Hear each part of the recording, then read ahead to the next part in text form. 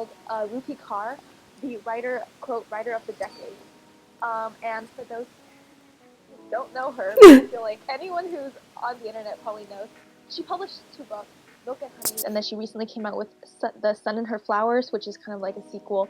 And she's also famous for her, minimalist poetry on Instagram. So a lot of people are kind of talking about how she's changed how we consume art and writing, and how she's like capitalizing on social media to disseminate her work, and also just like transforming the writing world in general. It was also kind of controversial that they called her the writer of the decade, because people are like, her writing isn't actually poetry, because it's just like a sentence that's like fake deep. So I guess we can talk about our own opinions. I was gonna say as writers. Like, I don't know if we can like really brand ourselves as that, as consumers of words, readers, great internet beings. I think it's poetry. I think you can't, like, it's hard to argue like this isn't poetry.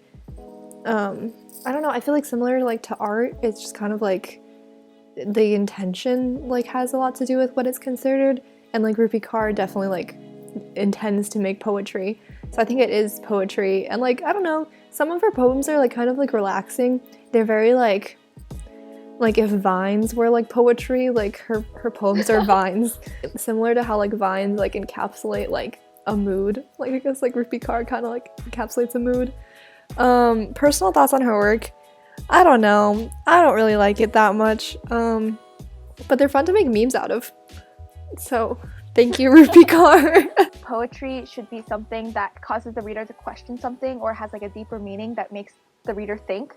And I feel like hers is very like matter of fact, like, you hurt me kind of thing. And instead of like being like having a, like a metaphor for like pain, she's just like, you left me and now I'm sad. One of hers that like has to do with like hurt, I looked on Google Images, and don't mistake salt for sugar. If he wants to be with you, he will. It's that simple.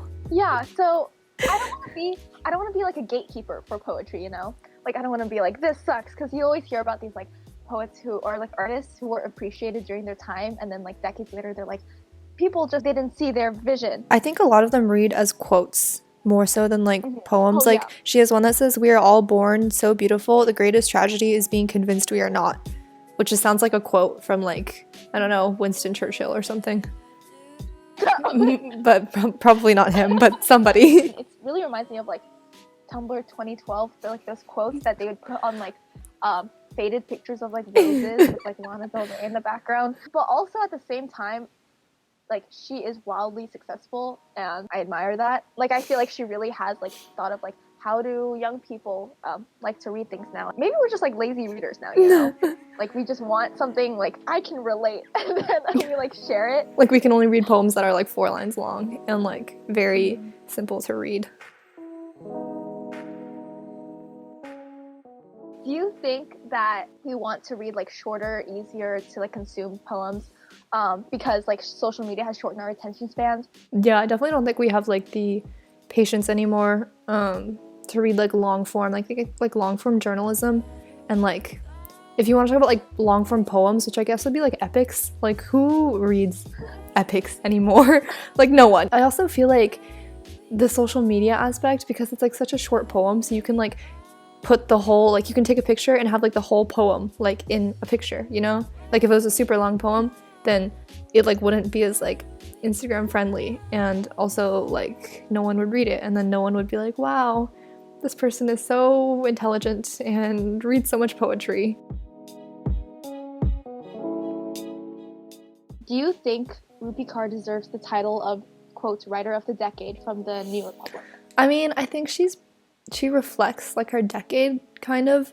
Like, I was reading this book by Chuck Klosterman, which is called What If We're Wrong, and it's basically like looking on the present as if it's already the past. So he like talks about like what writers are probably going to be like known in like this decade, and like what music is going to be like, similar to how like Moby Dick was like not popular until like after like the guy died. He's saying that like what is going to be like representative of our decade is not going to be like known until like way later on. So maybe like Rupi Kaur will be like representative of writing in this decade, but I think that there is a lot. I mean, writing is like hard to be objective about. Like it's very like subjective to your taste. But I don't know. I don't want to be like she doesn't put as much effort into her writing as other people do, because there's still effort there. But I think there are a lot of other writers and poets that I enjoy more. In terms of, I think, the traditional way we analyze like literature, I definitely don't think she's like the best. I feel like in a sense she's kind of like democratized poetry, or like made it more approachable. This could be some people's like first exposure to poetry, and then maybe like through that they'll be like, I like poetry, and read more of like the classical like styles of poetry. I admire this new kind of platform that she's created for writing and like new styles of writing, but I don't really. I feel like her writing in itself isn't that like significant. Maybe we should make a Rupi Kaur poem. Two dumb girls, line break, making a podcast, line break. How nice. That's very nice. Nala is not amused by your poem.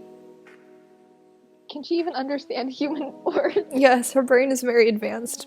Zoom zoom.